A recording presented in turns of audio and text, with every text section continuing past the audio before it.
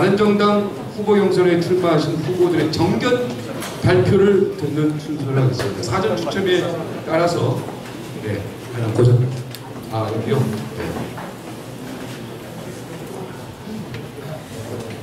정은천 후보의 TV가 고장을 났습니다. 제가 2분을 외워서 하도록 하겠습니다. 자, 일단 정문원 후보 박수 부탁드리겠습니다. 2분간 정정하십니다. 존경하는 국민 여러분, 그리고 당원들 여러분, 기호 5번 정문원입니다.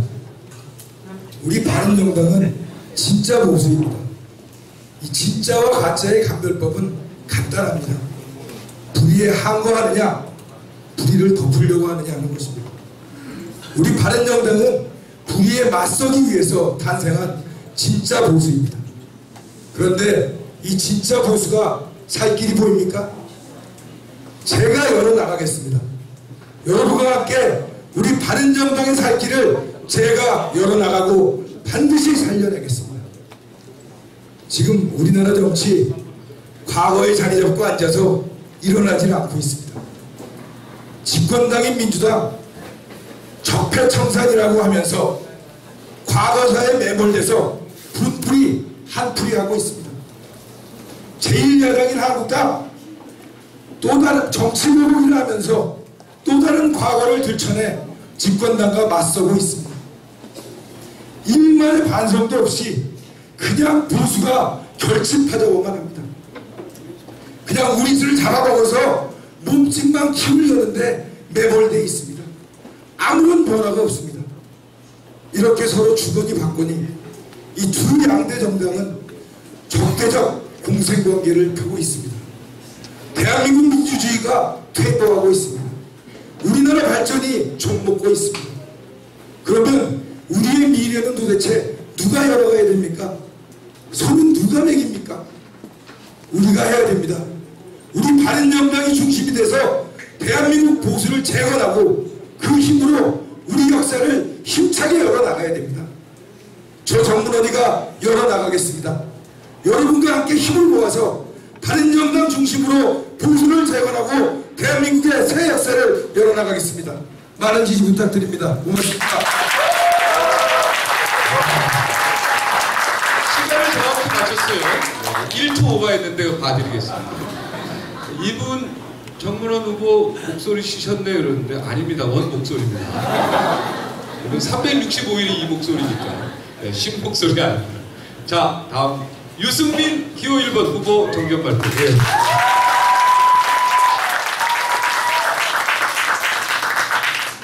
존경하는 국민 여러분, 당원 동지 여러분, 이 자리에 와주신 우리 당원 동지 여러분, 정말 고맙습니다. 저는 저의 숙명이라고 생각했습니다. 우리 바른정당이 지난 1월에 개혁보수 제대로 해보겠다고 시작을 했는데 지금 사라지느냐 마느냐 위기에 처해 있습니다. 제 책임도 크다는 거 잘 알고 있습니다. 그러나 이제는 뒤에 앉아서 그냥 두고 볼 수 없었습니다. 제가 모든 것을 다 바쳐서 우리 바른정당 또 진정한 보수 제가 살려내겠습니다. 여러분에게 몇 가지 약속을 드리겠습니다. 제가 당 대표가 되면 몇 가지는 반드시 하겠습니다. 무엇보다도 개혁보수가 뭔지 국민들께 똑똑히 보여드려서 우리 당에 대한 국민의 지지도를 확실하게 올리겠습니다. 그리고 참신하고 유능한 인재들 영입해서 지방선거에서 최선의 결과를 반드시 얻어내겠습니다. 당원들 더 모시고 당 조직을 완전히 새롭게 정비하겠습니다.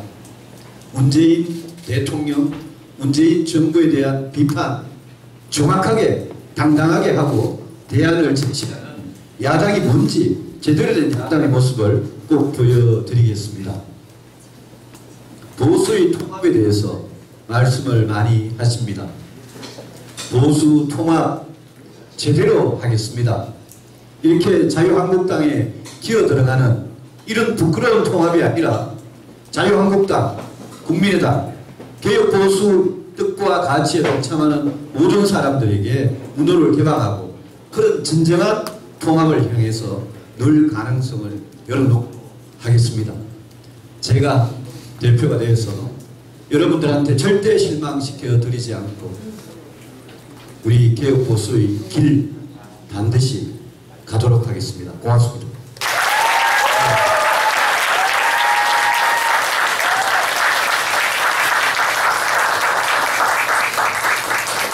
15초가 오버됐는데 제가 이야기에 너무 집중하다가 시간을 놓쳤습니다.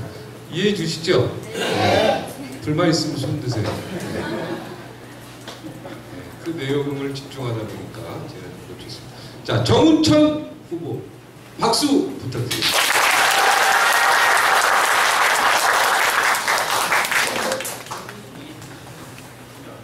네, 됩니다. 그냥 기회지 마시고.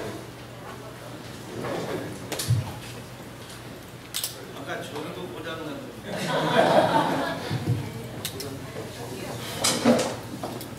2008년 농림수산식품부 장관을 하고 그들의 정치에 과연 이 시대의 가장 정치적 과제가 무엇인가? 지역장벽 깨고 동서통합해야 되는 그런 시대를 열자고 전주에서 2번 떨어지고 8년 만에 당선된 호남의 유일한 보수 정운천 인사 올립니다.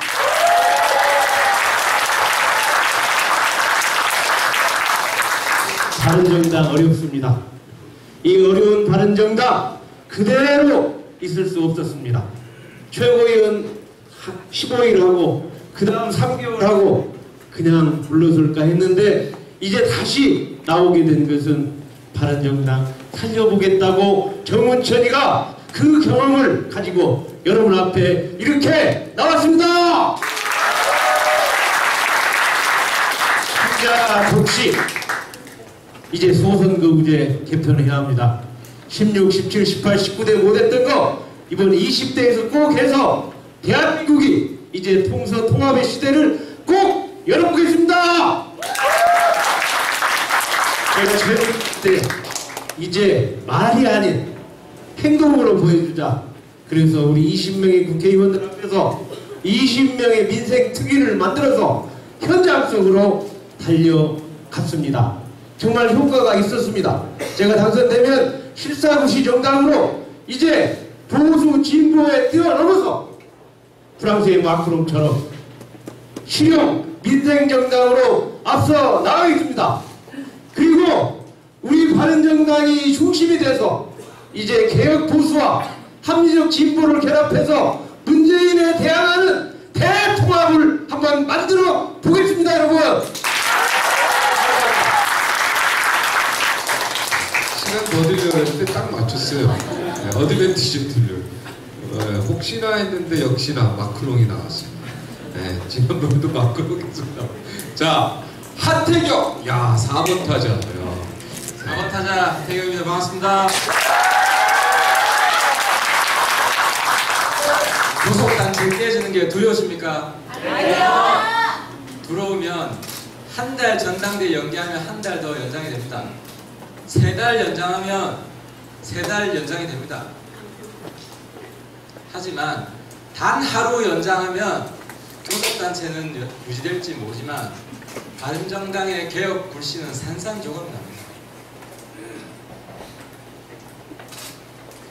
교섭단체 깨지면 1년에 40억 정도가 안 들어온다고 합니다. 두려우십니까? 아니요. 10만원짜리 당원 4만 명이면 40억입니다. 여러분들 모아질 수 있죠? 예! 돈 문제는 큰 걱정을 잘 안 합니다. 왜 바른정당 지지율 조금 떴다가 내려앉고 떴다가 내려앉고 그런지 아세요? 한국당보다 뭐가 다른지, 한국당보다 뭘 더 잘하는지 국민들이 모르기 때문입니다.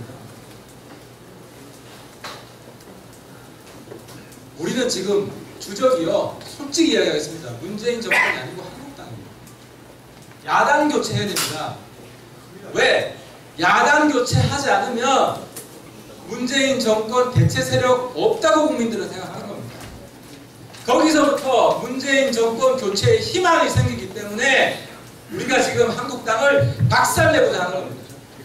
오늘 홍준표 박근혜 출당시켰죠? 저는 홍준표 바른정당 따라하기 시작했다고 생각합니다. 딱 한 걸음. 박근혜 출당은 우리가 요구한 거잖아요. 그 홍준표가 우리 보고 배신자라 그런 거 기억하시죠? 본인 오늘 배신자 클럽 귀퉁이 약간 걸치고 있는데 부끄럽지 않은지 좀 묻고 싶습니다.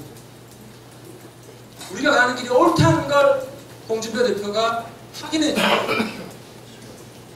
시간이 다 돼서 우리 외롭지 않습니다. 계속 말씀드릴 거 더 있는데 더 말씀드리겠습니다. 우리가 이길 수 있습니다. 가보지 않아서 두렵지만 눈에 보이는 지도자들이 있습니다. 여기 있는 분들은 그 미래를 눈에 봅니다. 우리는 이깁니다. 끝까지 갑시다.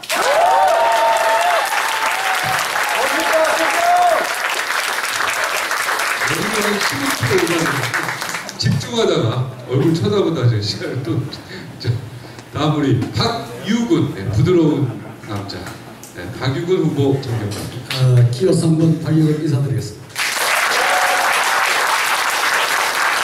저는 원래 정치인이 아닙니다. 중소기업을 운영하는 아주 성실한 하나의 회사를 봅니다. 저는 이 흙수저도 몽둥이 다 부러진 흙수저 그래서 오늘 끝까지 오면서 제가 이만큼 노력하고 또 우리 선배 또 우리 지금 여기 계신 우리 김중희 우리 선거관 위원장 우리와 비슷비슷한데 이런 우리 분들이 이 대한민국을 반석 위에 올려놓고 정말 이렇게 잘하는데 지금 우리 정치권이 엉망진창입니다. 지금 앞에 우리 네 분 다 인사하고 지금 국회의원 아이고는 저 혼자 보입니다. 저는 정치에는 별로 관심이 없었습니다. 그래도 우리가 이렇게 놓은 모든 경제력 또 국력 이걸 쌍그릇째 지금 다 망가뜨리고 있어요. 우리는 어디로 가야 될지 모릅니다. 지금 우리 정치의 세계가 상무의 시대입니다. 첫째 문은 뭐냐 하면은 상호 존중이 없습니다. 뭐 잠만 자고 나면은 야당 여당 뒤따 싸우고 난리부터 저당끼리도 저거 알아서 개파를 만들어가 엉망진창. 상호 존중의 정치가 없으면 바른정당 백날 해봐야 안 됩니다. 한국당 백날 세워봐야 안 됩니다. 뭐 더불어민주당 다음에 또 깨집니다. 이런 엉터리 없는 정치 사회국에서 이 최고의 지금 상호 존중의 정치가 없는 이 빨리 고쳐야 합니다. 두 번째로 우리 서로 민생 있는 정치를 해야 됩니다. 지금 민생을 안 하고 절폐한다고 난리부터입니다. 또 막아낸다고 정신없습니다. 마지막으로 우리가 미래가 있는 정치를 해야 됩니다. 이 미래 있는 정치 그 다음에 또 상호 존중의 정치 이 세 가지를 이 바이오 지금 최고위원이 되고 또 나가서 잘해서 당대표가 되면은 정말 중소기업을 움직이듯이 열심히 해서 있는 사람 전부 물리치고 제가 잘 한번 해보겠습니다. 여러분 많은 지지 부탁합니다. 여러분.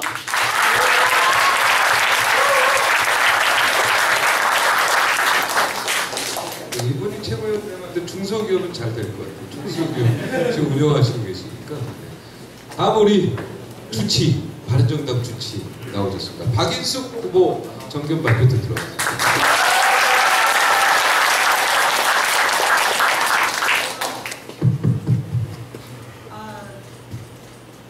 요 6번 박인숙입니다. 네. 우수경력이 이렇게 어려운지 몰랐습니다. 죽음의 계곡이라는 글을 제가 약간 쓰겠습니다. 정말 이게 죽음의 계곡이 아니면 뭐겠습니까? 여기 제가 인사말에서 빼먹었는데 사랑하는 국민 여러분들 빼먹었습니다. 여러분 아까 저 바른정당 끝까지 함께 합시다. 끝까지 함께 하겠습니다. 정말 이 죽음의 계곡 가겠습니다. 왜냐? 이게 맞는 바른 길이라고 생각하기 때문에 저는 끝까지 가겠습니다. 저는 정치에 오기 전에 병원에서 심장병 아기들의 생명을 살리는 일에 평생을 바쳤습니다. 왜 들어왔냐? 불의를 보면 참지를 못해요. 부정을 보면 참지를 못해요. 그래서 어찌어찌해서 왔는데 와서 정말 민생을 돌보고 국가를 위해서 법안도 많이 쓰고 좀 좋은 국회의원이 되자 생각했는데 생각치 못한 이런 최순실 사태가 날벼락이 났습니다. 그런데 새누리당 어땠습니까? 적폐 하루하루 드러났죠. 반성을 안 하고 그러니까 기득권에 집착하는 이런 정당 미래가 없었습니다. 그래서 그 비난을 무릅쓰고 나와서 바른정당을 만들었죠. 이게 석 달 만에 10개월에 세 번째 전당대회를 하고 있습니다. 정말 좀 죄송하고 당황스러운 생각이 듭니다. 제가 바른정당의 최고위원 한 거는 저한테는 처음 오는 기회입니다. 바른정당에는 마지막 기회입니다. 이번에 바른정당 살리지 못하면 저희 못 삽니다. 제가 처음으로 오늘 이 기회를 살려서 바른정당을 살리고 이 꺼져가는 보수의 심장을 다시 뛰게 하겠습니다. 송파의 주치에서 바른정당 주치, 보수의 주치가 되겠습니다. 기호 6번 박인숙입니다. 감사합니다.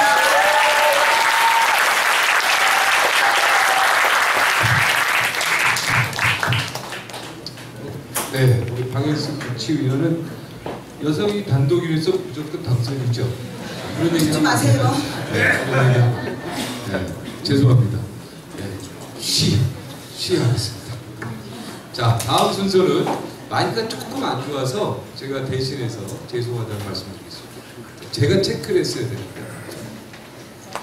네, 이제부터. 그리고 마이크를요, 이렇게 드시면 잘 안 돼요. 이렇게 드시고, 전파가 후보위를 이렇게 잡고, 네, 이렇게 하시면은, 네, 밑에, 아마 이게 밑으로 전파하고 있을 거예요. 여기 좀 잡고 하시면 괜찮습니다.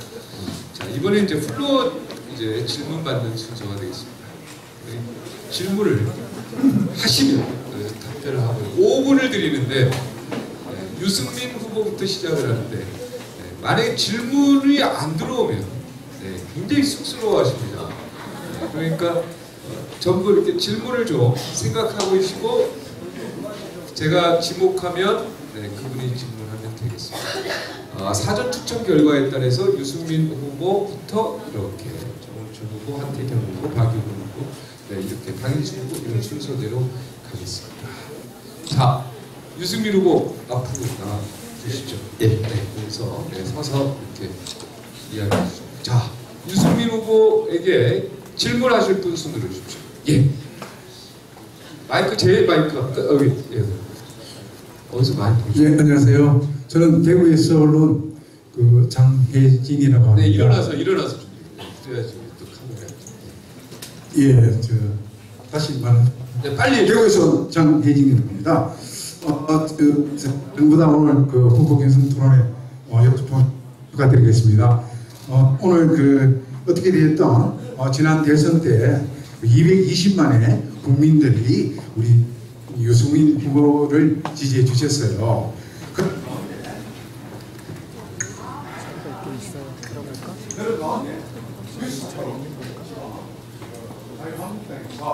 박근혜 전 대통령을 국민 처리하겠습니다. 이렇게 앞으로 우리가 7개월 뒤에 저는 다른보다 7개월 뒤에 지방선거에 있어서 이제 지방선거 오기 전에 여러 가지 일이 벌어지겠지만 특히 확장님 내려가는 게 구체적으로 나갈 방향과 또 다른 영상을 어떻게 하겠습니까? 네, 알겠습니다. 네. 이게 1분씩 이상 질문하면 안 돼요. 네. 예, 답변드리겠습니다. 지방선거 전략 중에 제일 중요한 것은 제가 아까 첫 번째 말씀드렸던 단위에 대한 지지도를 높이는 겁니다. 여러분 오늘 갤럽 조사에 우리가 6%, 자유한국당이 9%입니다. 지난주 갤럽 조사에 우리가 8%, 자유한국당이 11%입니다. 3%, 2% 차이입니다. 저 여러분하고 이거 뒤집을 수 있습니다. 지지도가 올라가면 그때부터 시작입니다. 그때부터 우리 당에 대한 희망이 시작이 되는 거고, 그렇게 되면 지방선거를 이기는 가장 좋은 전략이 107석이라는 의석수가 아니고 저는 국민의 지지도라고 생각합니다.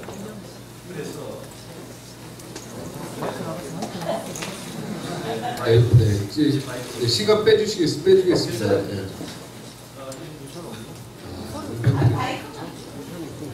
예, 그래서 뭐 이상하네요. 피는 거를 제 전략으로 생각하고 있고요. 정말 아까 지금 많은 국가들의 혁명이 일어나고 있습니다. 내년 지방선 또 공선 앞으로 우리 대한민국에서 이 선거혁명이 일어나지 말라는 법이 없습니다. 저는 우리 국민만 믿고 우리 개혁보수님 바로 반드시 승리한다고 생각을 합니다. 또 답변 드릴게요. 네, 알겠습니다. 또 다른 분은 예. 막 저 뛰고 있는 분. 네. 자, 큰 소리로 불러주세요. 젊으니까요. 네. 중국 정부가 사드 배치를 이유로 시행했던 금화량을 철회할 거란 소식이 돌고 있습니다. 국내 기업이 유커즈를 다시 맞을 준비도 하고 있고요. 아마도 현 정부는 이를 자신들의 업적이라고 말할 텐데요. 현 후보 당시 사드를 지지하셨던 유승민 후보님께서는 이 유커들이 한국 경제에 다시 기여를 할 수 있을 거라고 생각하시는지, 아니면 단지 중국의 국가주의에 경도되어 우리나라 경제가 종속될 거라고 생각하시는지, 그리고 그 어떻게 생각하는 이유는 무엇인지 묻고 싶습니다.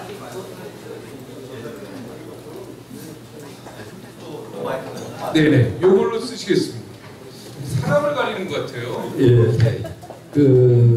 중국의 관광객이든 중국하고 수출 수입 교역이든 투자든 우리 경제 굉장히 중요합니다.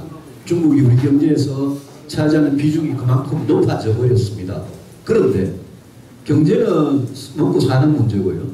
안보는 죽고 사는 문제입니다. 이번에 문재인 정부에서 외교부 장관이나 또 대통령도 아마 뒤에서 중국하고 합의하고 있지 않습니까? 추가적으로 사드 배치를 안 하겠다. 또 한미일 안보협력, 안보동맹 그쪽으로 안 나가겠다. 이런 약속들을 했는데 저는 그 약속 굉장히 위험하다고 생각합니다. 왜? 사드 여러분들의 생명을 구하기 위해서 1개폰에 도입을 했는데 만약 더 필요하면 해야 됩니다. 그런 거 가지고 중국하고 그렇게 함부로 약속하는 거 아닙니다. 그리고 북핵 문제 여기에 대해서 대응하기 위해서 한국, 미국, 일본 안보협력 해야 되면 해야 됩니다. 그래서 저는 이런 약속을 섣불리 하는 문재인 정부가 정말 안보에 불안한 정부다라고 생각하고요. 중국하고 경제관계는 우리 군사 주권, 외교 안보 주권을 튼튼하게 하고 난 다음에 중국한테 당당하게 요구할 거는 요구해야 됩니다. 양국 간 경제 관계가 끊어지면 중국도 큰 손해 보고 있습니다. 우리 경제 장기적으로는 중국을 벗어날 수 있도록 의존도를 줄일 수 있도록 다변화해야 됩니다. 시간입니다. 네, 박수 쳐주시기 바랍니다.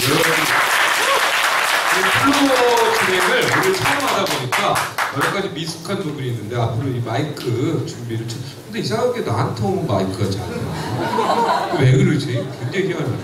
여기 전파가 있나? 예. 네, 알겠습니다. 방송 출신이네. 네. 이제 알겠죠. 그런데 질문이 길어요. 네. 질문은 짧게. 네. 핵심만 딱 길어. 사드 뭐 경제에 대해서 어떻게 생각하시면 딱 이러면 되지. 뭘 길어. 그리고 앞으로 합당 이후에 어떻게 할 거냐 딱 이렇게 하면 되지. 이거 왜냐면 답변 시간을 다 뺏어버리니까 안 돼요. 그죠? 자, 이 다음부터 유승민 후보님 죄송합니다. 여기는 좀 손해봤고요. 이 다음부터는 그렇게 해요. 자, 정우천 후보 플로어 질문 받겠습니다. 네. 네, 그냥 하세요. 네, 저는 그 실사고시가 조선을 살렸듯 실사고시 정도 바른정당을 살릴 수 있다고 생각을 합니다. 근데 어떻게 보면 그동안 청년 정책은 어떻게 과정을 통해서 실사고시로 가기보다는 구호만 외치고 세부 내용은 부실한 경우가 많았습니다. 혹시 당대표나 최고위원이 되신다면 이 점에 대해서 어떻게 생각하고 계신지 물어보고 싶습니다. 아까 빼먹은 기호 2번 정우천입니다. 정말 좋은 말씀 주셨는데요. 지금까지 40년, 50년 우리 정치는 이념 정치였습니다. 또 지역 분할 정치였습니다. 그러니까 모든 그 야당, 여당이 국민을 바라보는 게 아니고 결국 자기 당이 당략으로 자기 정권 키우기 위해서 국민은 뒷전이었습니다. 그러니까 경상도, 전라도 분리되어 있고 보수, 진보가 완전히 싸움하고 있고 아까 박욱은 후보님 말씀한 대로 진흙탕속 서로 난장판을 만들고 그렇지 않습니까? 그러면 진짜 국민을 위한 게 뭐냐 이거죠. 국민 눈높이로 보면 지금 해야 할 일이 너무너무 많잖아요. 그래서 전번 제가 최고위원 때 우리 20명의 국회의원하고 나머지 원외위원장 110명하고 함께해서 이렇게 실사구시적인 현장 속으로 가보자. 하나만 예를 든다고 하면 우리 그 애완동물이 있죠. 반려동물이 지금 우리 국민 천만 가구가 그렇게 반려동물, 애완동물 하는데 그 아무 법도 없어요. 우리 정병국 위원장이 반려동물 특별위원회를 만들었어요. 그래가지고 거기에 법안을 만들고 거기 현장에 직접 가고 심지어는 하도 국회가 별 볼 일이 없어서 국회 앞에다가 개판을 한번 만들어보자 거기까지 했거든요. 바로 그게 14구시다. 그래서 이제는 이념과 지역을 넘어서 국민의 앞으로 현장 속으로 직접 가서 현장의 의견을 최대한 수렴해가지고 실천에 옮기는 거기에 따라서 입법하는 그러한 14구시 정당을 만들게 되면 바로 그것이 국민의 지지를 크게 받을 것이다. 이제 좀 싸움 좀 하지 말고 국회의원들 일 좀 하라고 하지 않습니까? 그 일 좀 하는 것이 바로 14구시 정당이다. 이렇게 말씀드릴 수가 있겠습니다. 또, 자, 네, 다음 질문, 네, 없습니까? 자, 네, 말씀해 주십시오.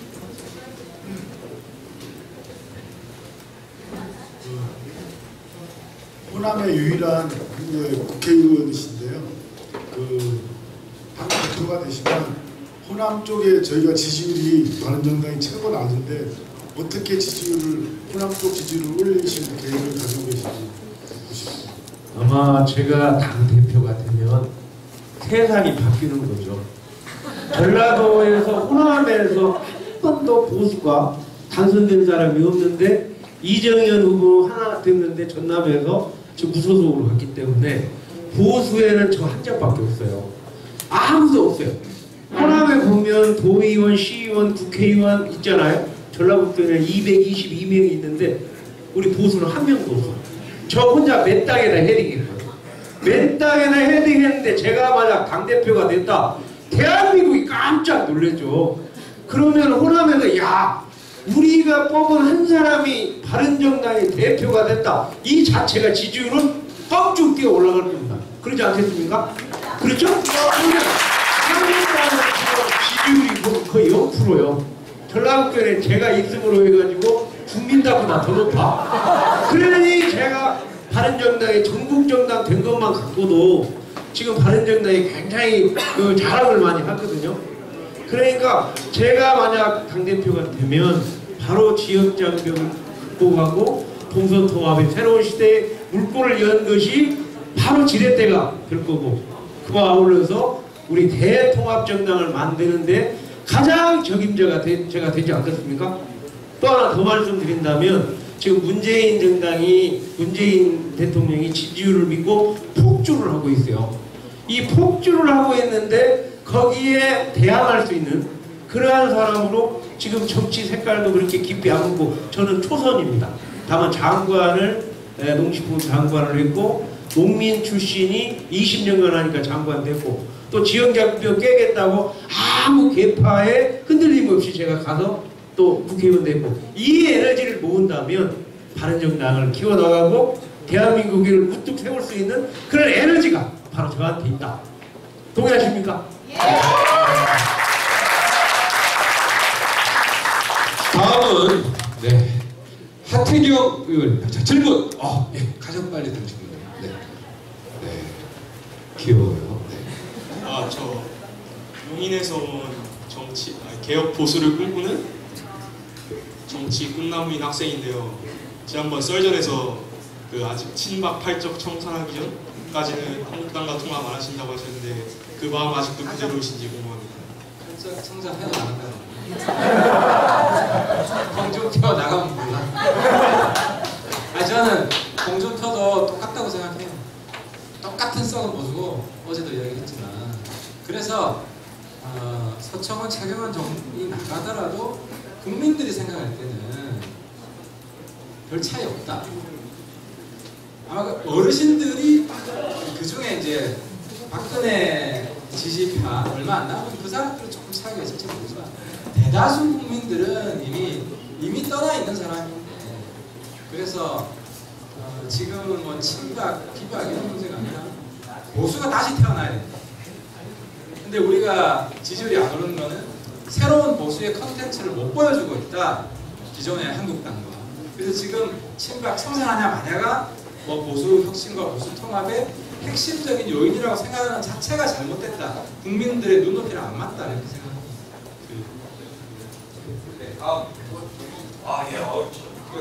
뭐요? 문재인 정부가 이제 슬슬 퍼주기를 시작합니다. 뭐 처음 80만 불을 준다고 시작을 했는데 그에 대해서 어떻게 생각하시는지. 문제가 좀 많다고 생각합니다. 만약에 우리가 제1야당이면 지금 한국당을 압도적으로 누르고 우리가 제1야당이면 저는 문재인 공격에 선봉했을 겁니다. 그런데 그럴 수 없는 것이 한국당이라는 장애물이 있기 때문에 국민들이 한국당이 문재인 공격하는데 같이 한국당이 같이 손잡고 하면은 이게 메신저 그 오류 때문에 전달이 안 되는 거예요. 문재인 비판을 해도 예를 들어 제대로 된 야당이 비판을 하면 저기는 이제 새로운 수권 야당이 된다는 거죠. 한국당이 비판하면은 문재인이 맞는 얘기 하는 모양입니다. 틀린 얘기 해도 그 지점을 우리가 빨리 극복하지 않으면은 영구히 우리 보수 세력은 정말 수권 정당이 될 수 없다. 그래서 보수 통합은 죽음의 길이다. 죽음의 계곡을 그분들이 가시네요. 다음 질문 받겠습니다.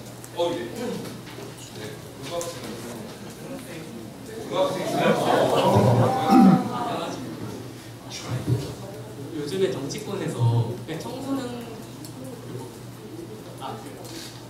참정권에 대해서 얘기가 많이 나오는데 그거에 대해서 어떻게 생각하시는지 답변을 듣고 싶습니다. 저는 단계적으로 나이를 쭉 내려가지고요. 우리 18세는 우리 당의 당론이 됐고 전문가들하고 토론을 좀 해봐야 되는데 이걸 17세, 16세, 그러니까 고등학생까지 고등학생들은 다 투표할 수 있게끔 장기적으로 그 방향으로 저는 가야 된다고 생각을 해요. 그만큼 왜냐하면 정보화가 빨리 돼가지고 저는 우리 애들이 지금 중3, 큰애가 중3인데 저보다 잘하는 게 훨씬 많아요. 모르면 우리 애들한테 다 물어봐요. 근데 정치, 경제 이런 부분에 있어서도 자기 영역에 있어서 관심 가져요. 얼마 전에 우리 딸내미가 교육부 너무 심하다. 내가 무슨 고등학교를 가란 말이야.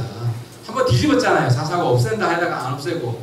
그래가지고 굉장히 지금 문재인 정부 싫어하는 쪽으로 바뀌었어요.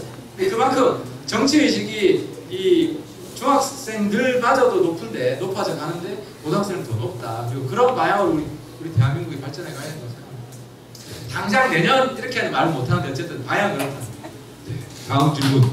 네, 블루.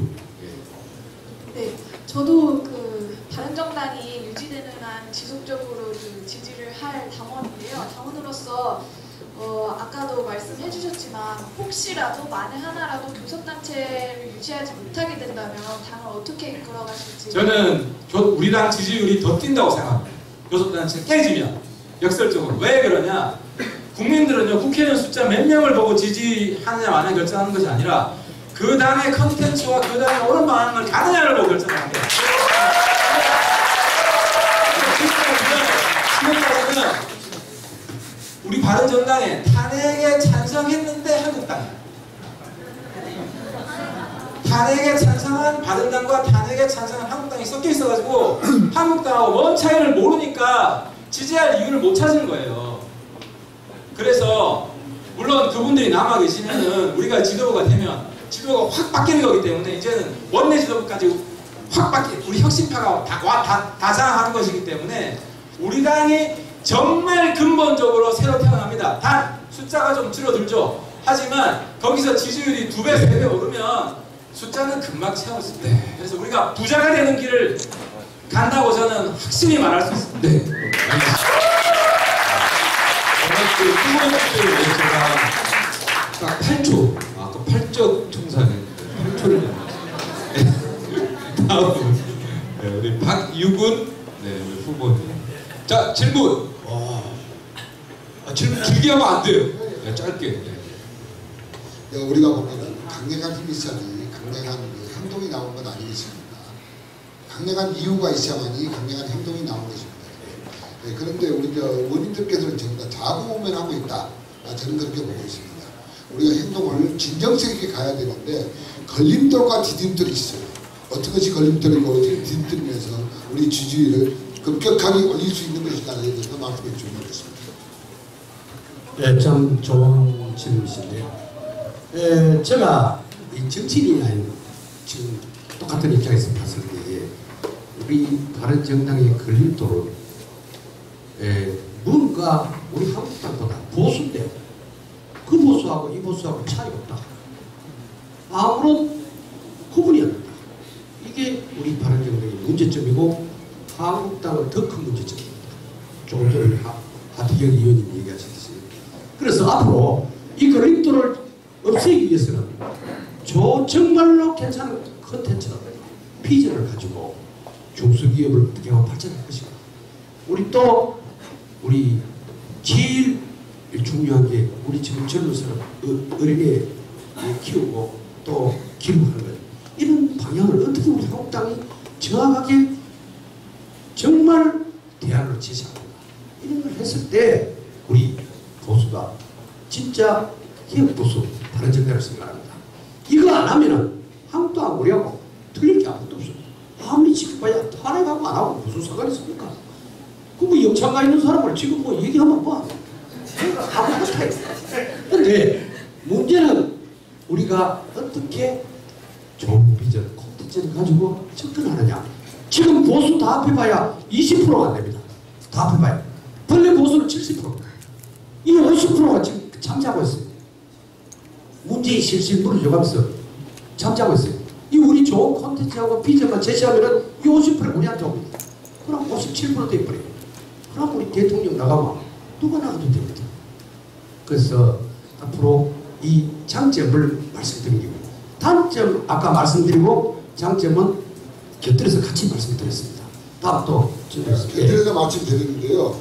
우리 저 의원님들 결기가 보도갑니다. 예, 거기까지. 그다음 결기가 보도가다 이거죠. 예. 자, 우리 여기 새롭네요. 예, 자주세요. 네, 제 생각이 지금 보수가 좀 아직 차별화가 좀 없다고 생각하거든요. 네. 가장 중요한 게 좀 아직 이미지가 보수 정당이 국민들의 그런 실질적인 민생을 좀 대변하지 못하는 것 같이 비춰주고 있는데 후보님께서는 뭐 기업도 운영하셨고 중소기업을 운영하시는데 그런 좀 민생이나 경제적인 측면에서 어떻게 하실지 궁금합니다. 저도 그렇게 생각합니다. 우리 지금 정당이 정확한 어디 비전을 아까 모였다 이런 말씀을 드리는데 우리가 지금 질문하는 것이 그대로 우리가 지금 진보의 어떤 얘기를 하면은 나중에 어느 정도 우리가 지금 보수가 서서히 따라왔어요. 이때까지 보시면은 지금 민주당이 했던 일을 우리가 늦게 슬슬 따라간 게 이때까지 보수였습니다. 이제 그러면 안 됩니다. 진보나 좌파보다 훨씬 앞서가는 그런 대안을 갖고 우리가 먼저 하는 것이 바른정당이어야 되고 그게 바로 기업보수입니다. 그런 거 제공은 안 하고 엉뚱한 싸움질을 하고 좌파, 니파 나라가 엉뚱한 짓을 하니까 문제가 돼요. 앞으로는 내가 우리 공장에 노조 없습니다. 노조 안 합니다. 노조 있어도 안 합니다. 그리고 또 우리 7,540원 올라가도 30원 올라가도 아무것도 없습니다. 우리 공장에 10,000원 줍니다. 10,000원 이상 주고 있습니다. 왜 중소기업 줄 수 있느냐? 미리 우리가 준비를 하고 열심히 하고 노조하고 잘 민주노총 나 필요 없습니다. 그 사람들 민주노총 오면 안 만납니다. 해서 이런 거를 우리가 잘 하면은 우리가 민주당 또 자유한국당 정의다 이 사람들보다 훨씬 앞서 대안을 우리 바른정당이 말을 하면은 그거는 무조건 해결된다. 우리 바른정당이 1등한다. 그 다음에 최고의 정당 된다. 대통령 우리가 가져올 수 있다. 이렇게 생각합니다. 네. 자, 26초 남았습니다. 간단히. 예, 저기 먼저. 네. 빨리 그냥 소리. 저 홍승기 학생입니다. 다름이 아니라 그 저번에 말씀하셨는데 중소기업에서 2, 3년 동안 의무적으로 지낸 다음에 대기업으로 청년들을 올려보내는 게 대기업 집중 현상을 해결할 수 있다고 말씀을 하셨는데 그게 바른정당 내부에서도 의원님들 의견이 어떤지 그리고 또 기타 더불어민주당이나 정당에서도 그렇게 생각을 의의를 보고 있는지 10초 드리겠습니다. 질문 짧게 합니다. 예, 우리 정말 지금 많은 질문하셨는데 우리 지금 청년 일자리 문제요. 신경 하나도 안 써도 됩니다. 우리 대통령 한마디만 하면 됩니다.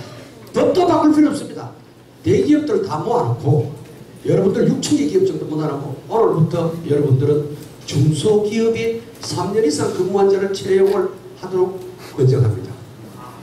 네, 여기까지 하겠습니다. 두 번째로 나가서 5년 이상 근무한 자를 우선 채용하시면 좋겠습니다. 이러면 네 아들 내 아들 전부 우리 회사를 내어서 좀. 네, 여기서 박수를. 자, 다음은 박인수 바른정당의 주치. 네, 질문 받도록 하겠습니다. 네, 저기 여성분. 네, 뒤에. 네, 안녕하세요. 바른정당 청년대변인 김정수입니다. 박인숙 의원님께 질문드리고 싶은 것이 출마문을 봤을 때부터 전당대회를 나오시는데 당대표가 아니라 최고위원을 말씀을 하시더라고요. 왜 최고위원인지 설명을 해주셨으면 좋겠고 최고위원으로서 어떤 일을 하실 수 있는지도 설명을 해주셨으면 좋겠습니다. 네, 그럼 당대표로 만들어주시면 당대표로 하겠습니다.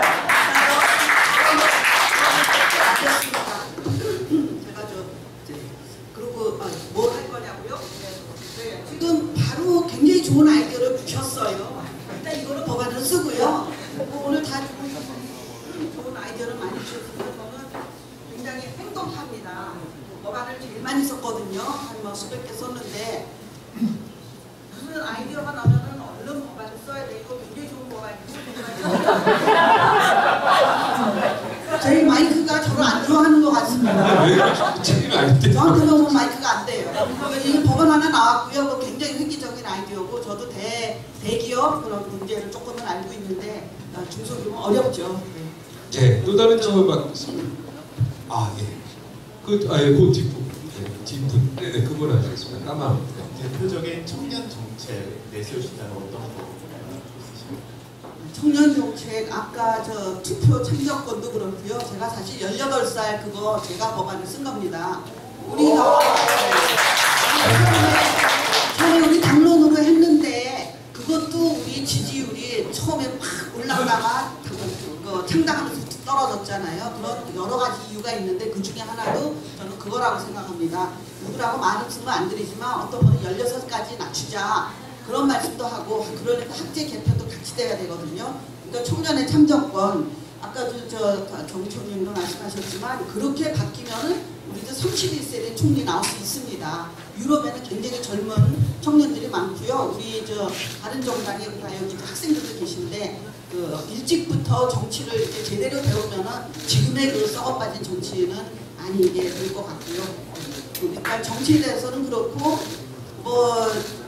취업에 관해서는 또 이승민 후보도 우리 그런 법안이 굉장히 많거든요. 칼퇴근법이라든가 3년 육아휴직이라든가 사실 이게 여성분에 대한 그런 질문이 나올지 알았는데 이거는 제가 만들어낸 얘기가 아니라 OECD 국가에서 여성의 경제활동 참여하고 그 나라의 그 경제 성장하고 비례해요. 그러니까 어느 나라건 일본도 지금 굉장히 여성의 그 참정이 아니라 경제활동 참가를 굉장히 조장하고 있거든요. 그래서 그것도 굉장히 고려하고 있고요. 일단 경력단절, 육아휴직 그런 법안이 이미 많이 나와 있습니다. 제가 통과하는데 최선을 다하고요. 취업은 아까 하나 좋은 아이디어 나왔고요. 네, 또 다른 질문 아직 시간 남았는데. 김문희 학생. 아, 예. 제가 의대생이어서 박인숙 의원님 참 좋아하는데요. 그 의사 출신 정치인이 말하는 개혁 보수란 무엇인가 간단하게 듣고 싶습니다. 그 의사들이 보수가 다 아니더라고요. 그때 다르고 저가 굉장히 국회에서 어려운 거는 제가 의사가 하나인데 제가 말만 하면 이 집단의 대표가 아니냐 이렇게 오해를 받기 때문에 오히려 굉장히 어렵습니다. 근데 보수를 의사들은 뭐 다 기득권이라고 생각을 하는데 안 그렇거든요. 이게 굉장히 잘못된 개념이고 정당한 대우를 받아야 되는데 지금 우리나라 의료보험이 그 보험 생기면서 의사들과 거기를 그냥 숟가락 후려쳐서 이렇게 시작된 거거든요. 그러니까 그 지금 이거는 죄송합니다. 오바마 케어가 아니라 문케어 그것도 아셔야 됩니다. 아까 제가 시간이 없어서 말씀을 못 드렸는데 지금 퍼주기 맞거든요. 이것도 굉장히 과대포장이고 지금 그 돈으로는 도저히 할 수가 없는데 제가 표현이 좀 심해서 말은 안 했지만 지금 독사탕을 국민 하나하나에 다 물려준 꼴이에요. 하나하나 빨면 맛있죠. 서서히 죽어가는 걸 몰라요. 그리고 지금 요 전 박근혜 정부, MB 정부 때 다 심어놓은 과실을 지금 따서 그거를 퍼주는 거거든요. 그러니까 뭐 수출이 늘었다, 경제가 늘었다, 이 집권한 지 얼마 됐다고요. 근데 너무너무 빨리 까먹어요. 5년 이 정부 끝나면은 건보에 남는 거 하나도 없거든요. 딴 것도 마찬가지죠. 퍼주는 게 뭐 20~100조 되잖아요. 다 공무원 한 사람 하면은 그 사람한테 몇 억이 드는데 전부 이 서서히 망해가는 거를 저희는 볼 수가 없어서 보수 대통합을 중도 보수 대통합을 해서 우리가 1대1로 저 정권 정말 폭주하는 기관추 같은 저 정권을 우리가 견제해야 되는데 지금 제가 그 분리수거라는 말을 이제 제가 썼는데 지금 분리수거가 되고 있는 중이에요. 저기도 분리수거가 되고 우리도 그렇게 되고 그래서 우리가 순도가 점점 높아지고 있거든요. 그래서 정당한 보수 중도 야당 큰 통합을 해서 어떤 형태로 될지는 모르겠는데 이제 여기 계신 우리 지도부가 새로 생기면은 여기서 다 할 겁니다. 지금은 사실 어정쩡하고 저당이 저렇게 난리를 하는데 우리가 주목도 못 받아요. 저희가 뭐 맨날 그냥 아주 흉측한 그런 말들을 하니까 우리가 뭐래도 또 먹혀 들어가요. 그러니까 저기랑 똑같은 얘기하면 쟤는 이중되냐 또 뭐라 하면 저기 이중되냐 우리가 굉장히 어중간한 거거든요. 그러니까 앞으로 우리가 정말 지도부가 여태까지 없었던 튼튼하고 깨끗하고 따뜻한 그런 지도부가 생기면은 정말 아까 어느 분이 그러셨죠. 힘이 없다고 저 끝까지 치열하게 정주영 명예회장님 제가 굉장히 좋아하거든요. 그분은 말대로 해봤어? 이제 해봐야 돼요. 그리고 그분의 빈대 철학 아시죠? 제가 시간이 없어. 좀 그만해야 돼요. 아니 제가 더 드립니다. 이제 시간. 그동안 어드밴티지를 팍 드릴 테니까 하세요. 아니 다 아실 거예요. 저 정주영 명예회장님하고도 인연이 있으신데 저도 그 아산재단에서 거기에 녹을 먹었기 때문에 그 빈대 철학 굉장히 좋아하거든요. 혹시 모르시면은 그 책을 꼭 읽어보시고 아주 쉽게 얘기하면 이제 빨리 말씀드릴게요. 옛날에는 빈대가 많았어요. 서양에도 있다 그러더라고요. 이분이 부두 노무자로 땀도 많이 흘리고 빈대가 많이 꼬였겠죠. 누워서 자는데 자꾸 빈대가 무니까 침상을 만들어 놓고 거기서 올라가서 죽으셨대요. 그러니까 조금 안 물다가 조금 있으면 또 물더래 다리를 타고 올라와서 그래서 이분이 꾀를 내서 바켓스 양동이를 갖다 물을 놓고 거기다 다리를 놨더니 안 올라오더래요. 아니 됐다. 며칠 있다 보니까 또 물더래요. 그래서 보니까 빈대가 벽을 타고 올라가서 천정에서 떨어져서 물더래요. 이렇게 치열하게 해야 된다. 저는 그래서 해봤어. 빈대 철학 그런 생각을 가지고 우리 당을 살릴 겁니다. 네.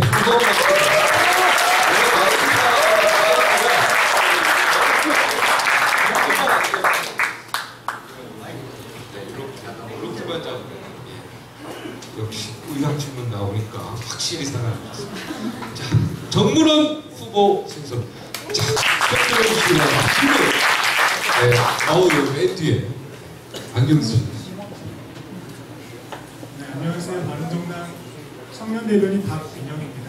저는 바른정당이 지지율을 얻지 못하는 이유가 한국당 이번에 약간 힘들었을 뿐인데 휘청거리지 않았습니까? 그러니까 개혁보수라는 푸른 꿈을 담기에는 바른정당이라는 그릇이 너무 약한 것이 아닌가? 라고 국민들이 끊임없이 의심하기 때문이라고 생각을 하는데요. 그 당 지도부가 되시면은 어떤 식으로 당을 하나로 규합시킬 수 있다라고 보시는지 본인께서는 어떤 역할을 하실 수 있다라고 생각을 하시는지 그 의견을 좀 듣고 싶습니다. 예, 굉장히 어려운 질문 하시는데 일단 저희가 지지율을 올리기 위해서는 전열을 가다듬어야 됩니다.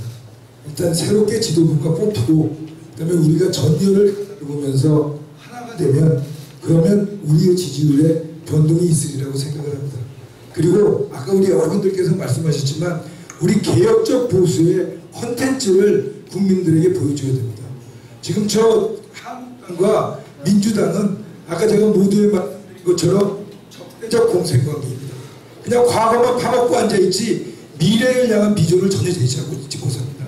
근데 제가 생각하는 개혁적 보수의 내용은 지금 현재 우리가 정부가 모든 걸 다 하려고 그러지 않습니까?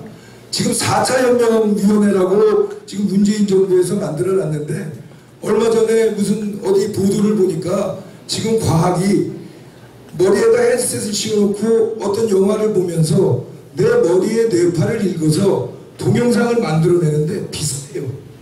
후삼국 시대의 견훤위의 관시법이 과학으로 지금 실현되는 시대가 왔거든요. 이런 시대에 어떻게 정부가 4차 혁명을 주도를 합니까? 정부 중심의 사고방식, 국가 중심의 사고방식, 국가 중심의 통치, 이것을 뒷받침하고 있는 패권 정치를 깨버려야 됩니다. 그래서 모든 걸 자율적으로 맡겨주고 4차 혁명의 각 과정, 또 다른 과정에서의 자율성에서 도태돼 나오는 사람을 어떻게 안전망을 펼쳐서 국가가 보호할 것인가를 우리가 염두에 두고 모든 걸 자유에 맡기고 자율적으로 할 수 있게 하고 국가가 그 안전망을 펼쳐나간다면 그런 개혁적 보수의 정책을 가지고 우리가 국민들한테 어필을 한다면 우리 지지율이 달라지고 우리 지지율이 달라지기 시작하면 지금 집 나간 분들, 관료는 분들 다 생각이 달라질 겁니다. 지금까지 이 아까도 모두에 말씀드린 것처럼 지금 여당과 그 우리 제1야당 한국당이 적대적 공생관계를 가지면서 서로 주고받으면서 파먹고 살고 있잖아요. 근데 진정한 미래세력이 누군가를 국민들이 인식하게 되면 우리 바른정당이 수권정당으로서 다음번에 정권을 반드시 찾아올 수 있다고 그렇게 확신하고 있습니다. 예.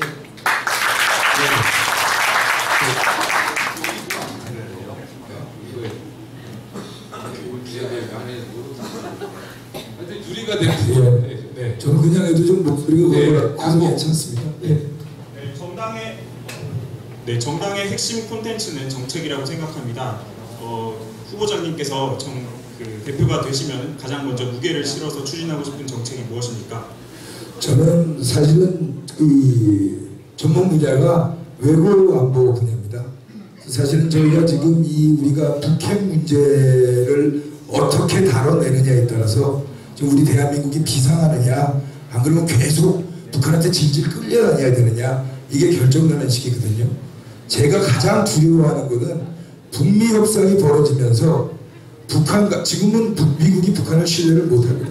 그렇지만 만약에 둘 간의 신뢰가 생기고 북한이 야 그래 우리 ICBM, SLBM 하지 않을게 포기할게 대신에 우리 핵 동결할 테니까 남한에 제공하고 있는 핵 확장 억제 전략 지금 핵우산을 일단 철폐해 그리고 더 나아가서 평화협정하면서 주한미군도 철수해 이렇게 되면 소위 국제정치용어로 핀란디제이션이 일어납니다. 이것이 가장 두려운 그림이거든요. 우리가 북한한테 끌려다니고 북한이 해달라는 대로 다 해줘야 되는 그런 상황이 발생을 하는데 이 상황을 막아내야 됩니다.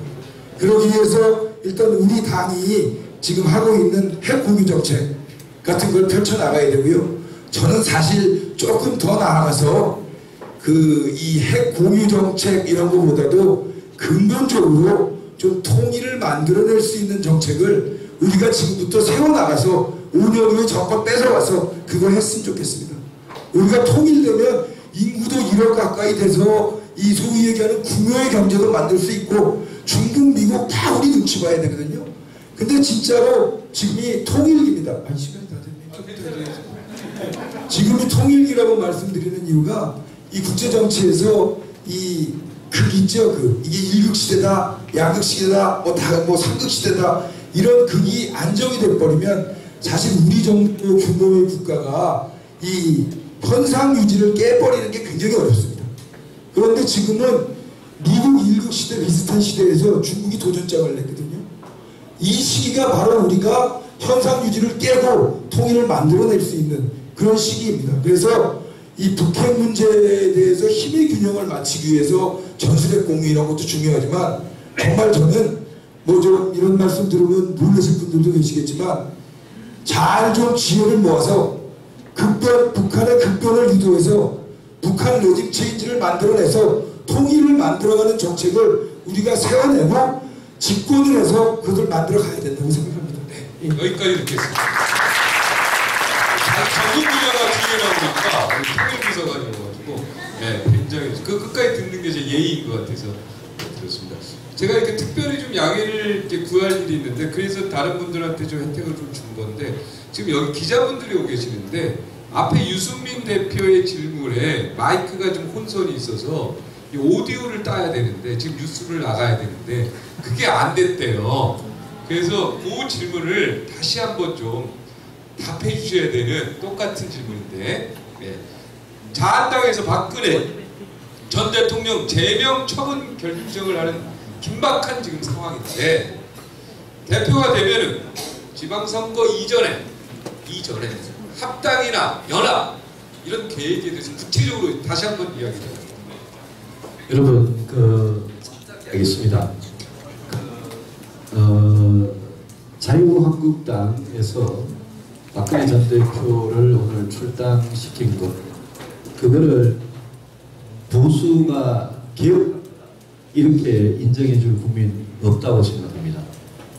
지금 탄핵당하고 구속돼가지고 재판받는 전직 대통령 정치적으로 사망하던 분입니다. 그분 한분 내고 자유한국당이 우리 다 혁신했다 기억했다 이렇게 말하는 거 도저히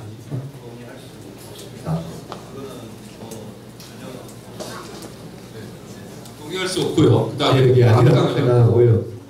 네, 마이크가 아까 됐습니다. 그리고 통합에서 저는 대선 전부터 우리 개혁 보수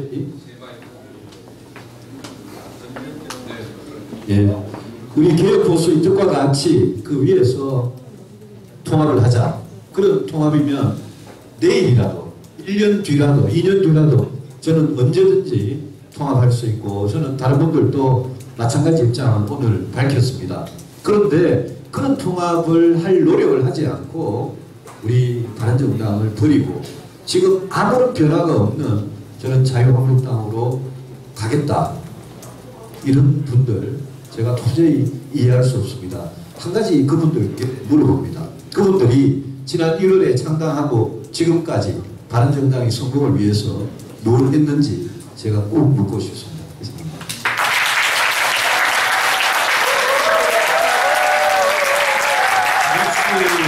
뉴스 때문에 특별히 시간을 드리는 거니까 다른 후보들 양해해 주십시오. 똑같은 질문이었으니까요. 이번 순서는 이제 총량제 질문 드리겠습니다. 후보당 5분의 시간을 가지고 있는데 후보들끼리 난상 토론입니다. 후보가 꼭 내가 질문하고 싶은 후보를 지적해서 질문을 받도록 하겠습니다. 그리고 더 중요한 것은요. 네, 마이크를 다 하나씩 잘 되는 거 좀 골라서 이렇게 여기 정보를 지적해서 지목을 해서 질문을 해주시고요. 질문이 길면 그게 다 자기 시간 까먹거든요. 또 답변이 길면 그 답변도 자기다 시간을 주는 거예요. 그래서 질문을 집중적으로 받는 사람은 질문을 한 번도 못하는 경우가 발생할 수 있습니다. 나중에 따지지 마세요 저한테. 여기서 이렇게 준비기획위원회에서 이렇게 하는 거예요. 자, 먼저 정운천 후보로 시작하겠습니다. 먼저 경쟁자라고 생각하시는 후보 아니면 꼭 이 질문을 하고 싶은 후보를 지목하시고 자연스럽게 시간 사용하시기 바랍니다. 박이훈 후보님께서 지금 이 시대의 가장 큰 과제가 일자리 정책입니다. 4차 산업혁명 시대에 일자리가 자꾸 들어온다고 하는데 문재인 대통령은 오죽하면 공무원 일자리를 만들거든요. 17만 4천 명을 만들어내면 한 명이 30억씩 하면 500조가 나는 거예요. 그런 건데 기업을 하셨기 때문에 절대 그러면 안 된다고 할 겁니다. 저는 그래서 이 일자리야말로 일자리 세계화를 하자고 지금 정책을 만들어서 주장하고, 또 일자리를 만드는 것은 결국 기업가 정신이 얼마나 고양되느냐에 따라서 결정된다고 보는데, 여기에 대해서 기업가를 하고 계시기 때문에 제일 중요한 화두에 대해서 좋은 의견 주시면 감사하겠습니다. 예, 참 좋으신 질문입니다. 이 공무원을 늘린다는 것은 사실상 우리 공무원 여러분들 대단히 죄송합니다. 공무원을 제가 폄훼하거나 무시해서 그런 절대 아니고요. 지금 공무원이 이 전산 자동화되고 모든 게 온라인화돼서 현재 공무원이 남아도 옵니다. 이런데 이걸 더 13만 명, 17만 명 하겠다는 것 자체는 이거는 그냥 내가 실적을 올려서 내가 그냥 몇 명을 취직하겠다 이 얘기인데, 또 우리가 아까 제시한 있지 않습니까? 대통령 한 번만 청와대 한 6천 명 모아서 밥 한 그릇 사주고, 야 이렇게 우리 중소기업 현사람 같은 거 듣고 오거라 하면 외국인이 150만 명 와 있습니다. 이 사람들이 우리 젊은 애들이 우리 중소기업에 다 취직하면 외국인들이 다 가면 한 달에 6조 8천이라는 우리 국부 손실이 그대로 우리 가정으로 들어가요. 1년이면 이 90조입니다. 정확하게 이게 90조라는 돈이 우리 가정에 불리는데, 그러니까 중산층이 없어지죠. 정치를 잘못해서 공무원을 늘린다. 이거는 큰일 날 소리입니다. 그건 안 됩니다. 이건 어떻게 해야 되냐. 미개국이나 우리 공무원을 서로 만나고 시험 치고 30대 50대 지금 선진국으로 가고 정말 부한 나라, 우리 괜찮은 나라로 가려면 우리 중소기업 연구실에 20대 30대들이 돼야 됩니다. 예. 절대 안 됩니다. 예. 제 질문의 초점이 좀 달리 했는데, 제가 조금 말씀드리면, 일자리는 지금 4차 산업혁명이 지금 저희 회사 같은 경우입니다. 스마트 공장을 통해 가지고 ICT를 융합해서 해보니까 생산성이 굉장히 올라가니까 생산성이 올라가니까 또 고정률도 줄어들고, 그러니까 경쟁력이 강화돼서 일자리를 거기서 확보할 수가 있고, 뭐 이런 것이 바로 기업들이 해야 할 일이거든요. 예를 들면 제가 참달에 우리나라에 없던 키위를 만들었는데, 그게 우리 몇천 명의 농민들이 새로운 창업 비슷하게 농업을 생산을 하고 있고, 또 고구마를 부황정목에서 건강식품, 다이어트식품으로 바뀌니까 고구마 산업이 1조 시장까지 올라가고, 이러한 기업가 정신에 의해서 만들어지는데, 지금 최저임금제 알아다시 그랬지, 그 다음에 근로시간 단축하지, 비정규직 제로화하지, 기업한테 엄청난 부담을 주고 있거든요. 그 부담 속에서도 우리가 일자리를 어떻게 더 만들어낼 거냐, 내부에서 한 말씀 주시라는 거죠. 예, 우리가 지금 일자리 자체가 지금 현재 외국인이 중소기업에 약 한 70% 점유하고 있습니다. 우리 같은 경우는 약간 중소기업인데, 이 지금 문재인 대통령이 이 최저임금제는 이거는 소상공인, 그러니까 한 5명 이하, 10명 이하의 우리 직원들을 대상으로 하는 소위 식당, 소상공인, 또 무슨 가게 이런 데 사람을 완전 말살하는 그런 정책을 하고 있습니다. 이거는 절대 안 됩니다. 그리고 거기는 이제는 우리 국민이 이제 전부 뭐 민주도 취직 안 하면 되지 않습니까? 그런데 이제는 최저임금제라는 그 자체가 우리 국민한테 필요가 없는 시절이다. 저는 그렇게 생각하고요. 우리 중소기업인은 시간을 자꾸 줄이면은 우리는 임금 올라가고, 또 우리 최저임금을 올리면 또 임금 올라가고 2배가 올라가 버립니다. 이런 거를 없애고 일자리 만드는 거는 우리가 외국인 보다 더 잘하는 일자리를 정부에서 중소기업이 현재 하던 모든 정책을 바로 국가에서 중소기업청을 통해서 바로 중소기업을 상대를 하면 일자리 그대로 많이 늘어납니다.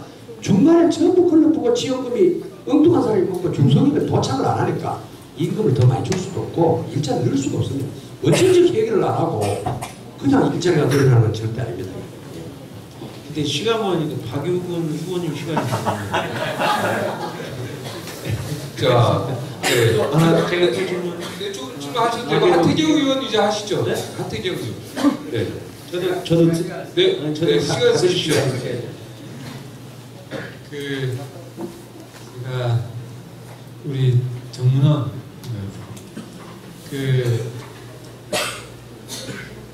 서청, 그러니까 홍준표 대표가 서청원 몰아내려고 하니까 서청원 의원이 네가 뭐 했는지 알고 있다, 폭로하겠다, 검은돈 받은 거에 대해서 대해서.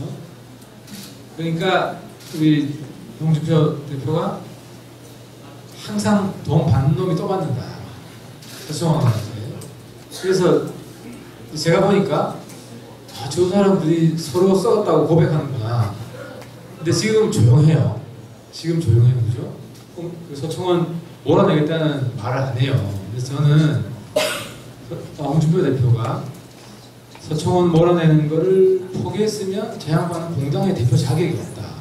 자기가 부린 거다. 이렇게 생각을 하는데 혹시 우리 저 정보를 많이 아시기 때문에 이 자리에서 폭로할 게 없으신가?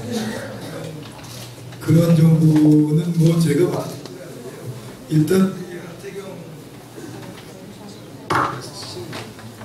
일단 우리 하태경께서 말씀하신 부분에 100% 동의합니다. 지금 그 한국당의 그 싸움질은 자기들이 썩은 보수라는 것을 스스로 고백하고 있는 것입니다. 아까 박근혜 대통령 그 출당 조치를 취하는 부분도 저는 이렇게 보면서 야 이거 쇼다. 이게 좀 그 아예 박근혜 대통령 탄핵 문제가 발생했을 때 거기에 대해서 반성을 하면서 이걸 했으면은 뭐 그럴 수 있겠다 싶은데 지금 와서 마치 우리를 좀 잡아먹고 싶은데 그래서 그냥 국민들이 어떤 보수를 원하는지는 전혀 염두에도 두지 않고 그저 보수 결집이라고만 떠들면서 자기들 혼자 보수가 있어야 자기들이 장사를 해먹을 것 같은데 우리가 눈에 가시니까 이 쇼를 하고 있구나. 그리고 자기들이 썩은 모습이라는 걸 고백하고 있구나 라는 느낌을 받았고요. 그렇기 때문에 우리 바른정당이 반드시 일어서야 된다. 우리가 망하면 대한민국이 망한다 라는 생각을 이제 유승민 선생님께서는 교섭단체가 깨질 것에 대해 안 깨지면 좋겠지만 깨질 것에 대한 대비를 우리가 미리 해야 된다고 생각합니다. 근데 교섭단이 깨지면 아까 돈 문제는 이야기했고 또 하나 단점은 언론에 대한 관심, 우리에 대한 관심이 떨어집니다.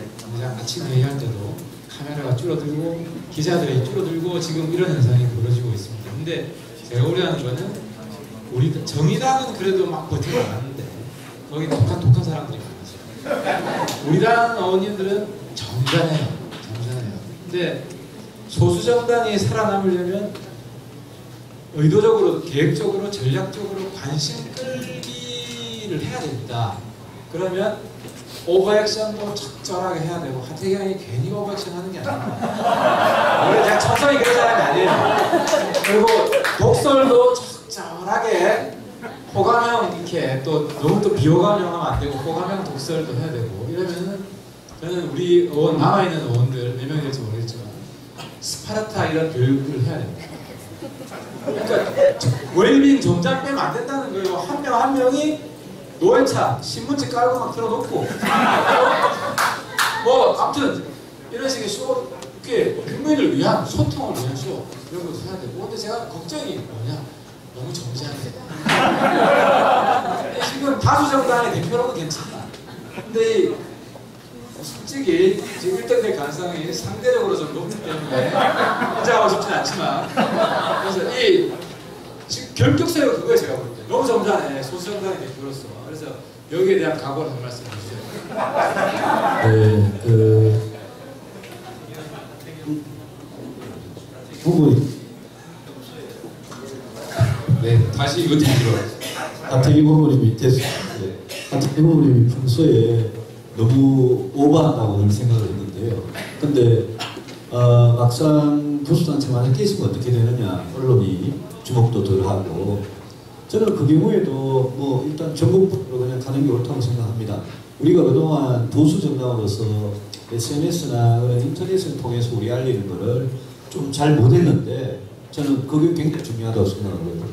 현장에서 시민들 만나는 것도 지금부터 몇 배 더 해야 된다고 생각합니다. 우리가 시작하고요. 언론에서 방송에서 안 두더라도 직접 하는 활동 열심히 해야 되고 제가 보기에는 우리 하태경 후보 같은 것뿐만 있으면 크게 걱정 없지 않나. 제가 교육을 좀 시킬게요. 제보고 저보고 점잖다고 말씀해 주셔서 고마운데요. 그와 동시에 저보고 고집이 너무 세다, 독선적이다 이런 말 많이 합니다. 그래서 저는 대표는 좀 점잖하게 가고 우리 하태경 후보님께서 옆에서 잘해주시길 기대하고 저는 사실 생각성을 몰라요. 저는 사실 우리 후보들이 갖고 있는 결기라 그럴까요? 배짱이라 그럴까? 그런 데 대해서 오히려 거꾸로 좀 질문을 드리고 싶은 게 우리 박인수 의원님께 아까 죽이라는 걸 쓰셨는데 정말 당이 굉장히 어려워지지 않겠습니까?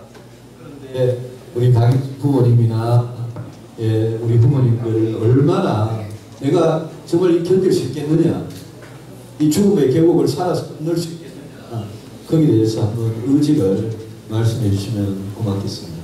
박인수 후보님. 네, 안녕하십니까. 저 사직생이 맞거든요. 지금 더 하는 것도 할 수 있죠. 저는 그거 전혀 겁내지 않습니다. 왜냐하면까지는 얘기할 필요 없고요. 저는 정말 여기 끝까지 갑니다. 끝까지 갑니다. 맞습니다. 아까 빈대 철학도 그래서 얘기 드리잖아요. 네. 그런 정도의 결기가 있어야 되고, 저도 똑같은 질문을 지금 드려도 되나요? 네네. 아까 저 하태경 의원님하고 비슷한 투쟁력이 있어야 된다. 근데 저는 또 하나 유승민 후보한테 이 중에서 아까 상대적으로인지 절대적으로인지 가장 대표가 될 가능성이 높으시니까 하나 이 공개석상에서 다짐을 받고 싶고요. 저는 최고가 되든 여러분 표 많이 주시면 대표도 되겠지만 저는 잔소리 큰소리 쓴소리 하려고 최고위원 하는 겁니다. 저는 이번에 나가지 말라고 누가 또 막 뭐라고 그래요. 3천만 원 돌려준다고. 저는 그래서 3천만 원 없어도 삽니다. 있으면 좋지만 제가 변호나 달려고 나오는 게 아니거든요. 특히 여성이라고 무조건 된다. 저는 그거 양성평등에 어긋나는 제도라고 생각합니다. 아니 박수 쳐야 돼요. 여자 남자 떠나서 사람은 괜찮으면 찍는 거지. 여자는 꼴등을 해도 위에 잘 더 한 남성을 제치고 된다는 거는 만약에 저는 그런 일이 안 일어나겠지만 만약 그렇다면 저는 안 할 거예요. 네. 저는 건강하게 4등 안에 들어서 해야지. 저는 그 제도 근데 또 여성운동하는 사람들 이런 얘기 너무 많이 만나고 그래서 이제 그런 것만 하고요. 승민 후보한테 부탁해 드리는 게 저희 잔소리를 다 들으셔야 돼요. 쓴소리, 잔소리, 그리고 네, 고맙습니다. 네, 감사합니다. 아니 또 망가지실 각오도 하셔야 되거든요. 네, 그런 말씀을 정말 드리고 싶습니다. 네, 대답해 주시면. 쓴소리, 잔소리는 정말 다 듣겠습니다. 우리 박인수 후보님뿐만이 아니라 우리 당원들께서 하시는 말씀도 다 듣겠습니다. 망가지는 부분에 대해서는 저는 이렇게 생각합니다. 저는 사실 정말 쇼 잘 할 줄 모릅니다. 저는 하태경 후보님에 비해서 망가지고 오바가 훨씬 잘. 그런데 제가 끝까지 누구보다도 잘 견디고 정말 독하게 견디고 그리고 끝까지 진정성 있게 하는 데는 저는 세상 누구한테도 뒤지지 않을 자신이 있습니다. 사람들 우리 후보님들이 저를 포함해서 굉장히 다양한데요. 사람들마다 정말 자기가 잘할 수 있는 거 그걸로 하다 보면 저는 다른 정당 반드시 살아날 수 있을 거라고 생각합니다. 네네네 하시죠. 네. 어차피 자기 시간 쓰는 시키는 대로만 하시면 돼요. 시키는 대로. 네. 정은철 후보. 네, 아니 거기 제 안 끝났는데. 네, 하세요. 아유, 네, 다 할게요. 유승민 후보 저희가 지방선거 굉장히 어렵잖아요. 그래서 제가 이거를 제안드리고 싶은 게 청년 정책도 얘기했지만 이번에 아주 파격적으로 청년 여성을 그냥 반을 주세요. 저는 그게 굉장히 그거 방법도 생각해 볼 만하다고 생각합니다. 여성과 청년을 아주 우리는 파격을 하지 않으면 지방선거 어렵거든요. 제가 대표가 되면 우리 지도부 의원님들, 당협위원장님들하고 바로 한 가지 결의를 할 게 있습니다. 대표님, 바로 지방선거 준비에 들어가고 전국에 우리 바른정당 후보로 시장, 도지사, 시장 군수, 구청장, 광역의원, 기초의원 나올 분들 공개적으로 인터넷 모집하겠습니다. 그분들 중에 우리 박일수 의원이 말씀하신 젊은 정말 후보들, 또 최대한 우대하겠습니다. 그렇게 하다 보면 분명히 저는 50% 훨씬 넘어갈 수도 있다고 생각합니다. 자, 가장 시간이 많이 남으신 정근원 후보에게 마이크. 근데 정춘 후보 하세요. 자기 시간 갖고. 예, 뭐 그런 거. 아니 이 대목에서 꼭 한 말씀 드리고 싶습니다. 만약 바른정당이 앞으로 미래에 어떻게 해야 할 것인가 하는데 우리 저 한세경 후보 아주 톡톡 쏘아가지고 아주 맛이 있죠. 유승민 후보 200만 표 이상을 얻은 또 대통령 후보였는데 사실 사육생이라는 표현은 저에게 맞는 거예요. 왜냐하면 전주에서 처음에 들어갔을 때 5% 가지고 들어갔거든요. 나중에 40%까지 올려서 제가 당선이 됐어요. 기존의 계획에서 다 떨어진다고 누구도 당선되지 않는다고 했는데 당선돼서 올라왔어요. 그게 사직생 아니겠습니까? 바로 저는 무슨 뜻을 얘기하려고 하냐면 우리 바른정당 숫자가 줄어들면 원외위원장들하고 전체 힘을 모아야 합니다. 그리고 너무 이념에 또는 그 보수 진보에 너무 치우쳐가지고 쌈질만 하는 거는 좀 우리 하태경 후보 보고 하라고 저는 그냥 현장으로 제가 실사구시 우리 위원장들하고 실사구시 정도 하고 현장으로 들어가서 진정으로 따뜻한 보수는 현장 속에서 여러분과 의견을 수렴을 해서 그 일을 실천으로 옮겨내는 또 법으로 통과시키는 그런 일들을 해줄 때 저는 따뜻한 보수라고 생각합니다. 그래서 우리 지도부가 구성이 되면 굉장히 조화롭게 풀어갈 수 있어서 바른정당이 우뚝 설 수 있는 그런 상황이 나는 올 것이다.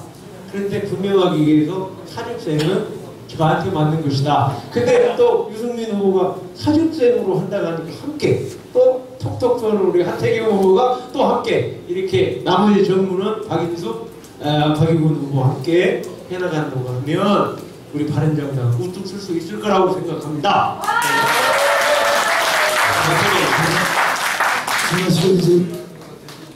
요걸로 할게요.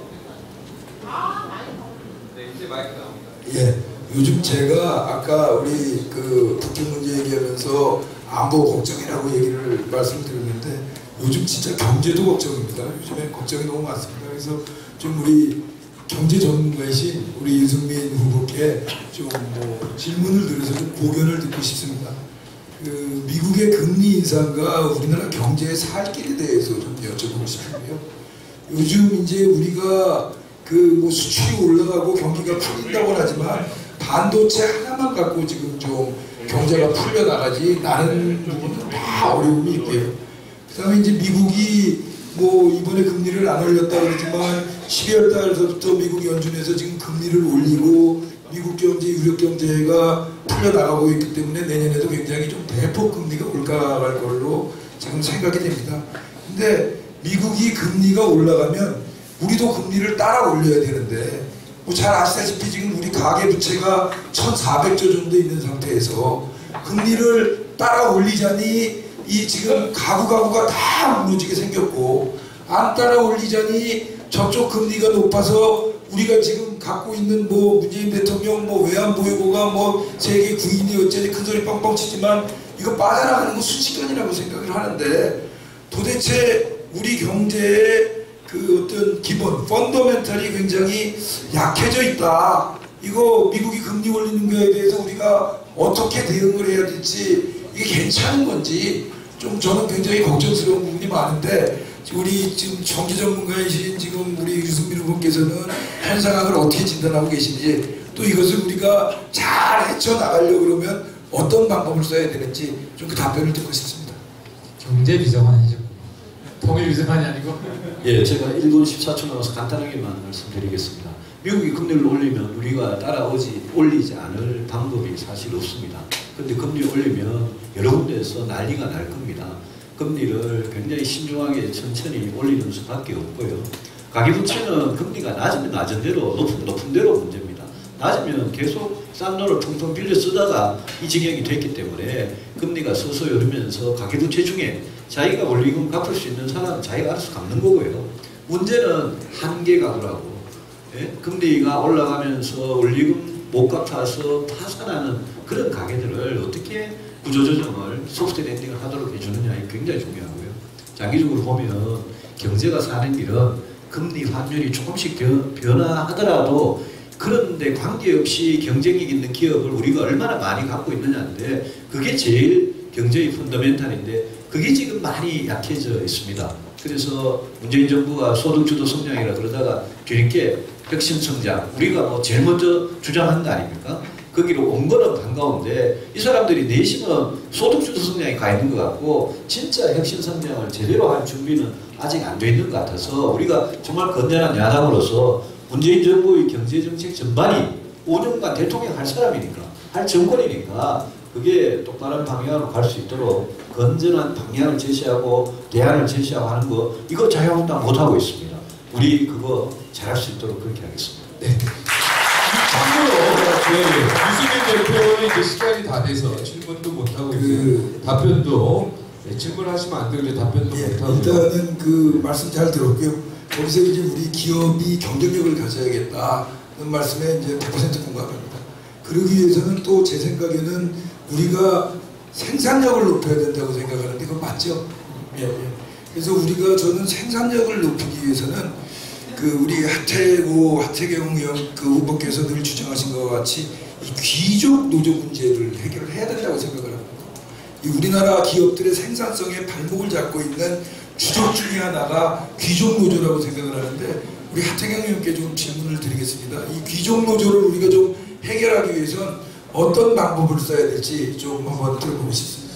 그 문재인 정부 제일 못하는 것 중에 일자리 문제인데 저는 문재인 정부가 일자리 제한 정부가 되고 있다고 생각을 하는데 일자리를 파괴하는 세 가지 정책이 뭐냐? 최고임금을 너무 급격히 올리면은 자영업, 중소기업 여기서 급격히 실업이 늘어납니다. 자동화를 하고 그리고 이제 채용 안 하고 가족들이 대신하고 그리고 또 하나가 그 공무원 지금 비정규직 정규직 하잖아요. 그분들은 좋죠. 근데 지금 그렇게 하면 신규 고용이 대학생들 졸업하는 신규 고용이 급격히 줄어들어요. 제가 숫자를 보니까 3년에 20만을 비정규직 정규직화 하는 거예요.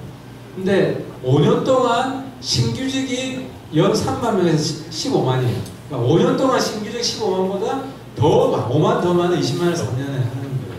그러면은 반 이하로 줄어들 거예요. 신규 고용. 그러니까 대학생들이 아마 가장 선두에 서서 문재인 정부 잘못한다라고 비판할 거고 또 이번에 이제 큰 위기가 근로시간 단축은 좋아요. 좋은데 임금도 감소가 돼야 돼. 근데 이제 기존노조가 우리는 임금 감소 없는 근로시간 단축을 원한다 이거예요. 그러면 시간당 임금이 늘어나잖아요. 그러면 근로시간 단축은 임금 감소해가지고 일자리 나누자는 건데 일자리 못 나누는 거예요. 자기들 시간당 임금 올라가고 신규 채용은 막히는 겁니다. 근데 여기서 일자리를 파괴하는 집단이 아까 얘기한 대기업 규정노조, 공무원 호봉제 엄청나게 올라가잖아요 나중에. 그리고 정교조 공기업 이런 데거든요. 그래서 이제는 우리 정당이 그 대변해야 될 사람들 중에 하나가 이 중소기업, 그러니까 영세상인, 특히 청년, 그리고 소상인, 그리고 귀족노조, 공무원노조 이런 데하고는 우리가 정말 정면 승부를 해야 된다. 저는 그렇게 생각합니다. 예, 우리 하태경 의원님 그 생각에 동의하고요. 그러면서 좀 이런 생각을 해봤습니다. 아까 제가 그 프로에서 나온 질문에 국가 중심적인 어떤 사고, 국가 중심적인 통치행위 이걸 뒷받침하는 패권 정치를 깨버려야 된다고 얘기를 했는데 귀족 노조 문제, 국회 문제도 마찬가지입니다. 우리가 집권했던 9년 동안은 뭐 했나 문제가 있는 줄 알면서 여기에 대한 처절한 반성이 있어야 된다라고 생각을 하고 이 귀족 노조를 해결하기 위해서는 국가가 나서서 정부가 나서서 어떻게 해야 되는 것이 아니라 이 제대로 된 산별로가 기능하게끔 플랫폼을 깔아주고 거기서 중소기업 노조로 하여금 귀족 노조를 이 제대로 된 노조로 이 이상한 짓 못하도록 이거를 제어를 하고 뭐 극단적으로 얘기하면 이걸 뭐 잡아야 된다고 생각을 하는데 그 부분에 대해서 우리 하 의원님 의견은 어떠신지? 4초 남았습니다. 제가 제대로 때려잡겠습니다. 자, 여기에 대해서 우리 박기웅 예.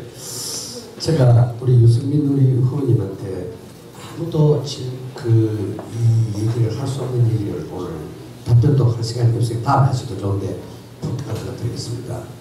지금 우리 바른정당이 처음에는 34명인가 나와서 초당을 했는데 현재 대통령 선거를 중간에 도망가고 또 10명이 도망갔습니다. 그러다 지금 7명, 8명 간다는데 그 중에는 그래도 한국당에 있는 국회의원보다 우리를 가장 잘 이해를 하고 그 다음에 또 중간에 간 사람보다 더 우리를 이해 잘하는 사람이 우리 현재 원내 우리 그래도 정당으로 유지할 수 있는 우리 마지막 20명인데 이분들이 왜 화가 났는가 저는 그렇게 생각합니다. 무슨 후보 우리 대선 후보가 우리 당에 뭐 이런 소리를 하지만 안 되지만 우리 당에 나온 돈 한 6, 70억 우리 대선한다고 다 들고 썼지 않습니까? 그 쓰는 그 돈을 쓰고 난 뒤에 우리 유승민 후보께서 정말 감사하다, 고맙다. 그 도로 일에 무슨 또 위원장 또 당협위원장하고 가서 식사 한 것 사고 그 수고하겠다. 이런 소위 끌어안는 정책 이거를 전혀 안 했다. 그거는 그나마나 또 국회의원님 여러 많이 있는 바람에 이거 지성 국회의원도 나오고 계시지만 우리 그 돈이 나온 거 아닙니까? 근데 그걸 다 우리 대선에 써버렸다.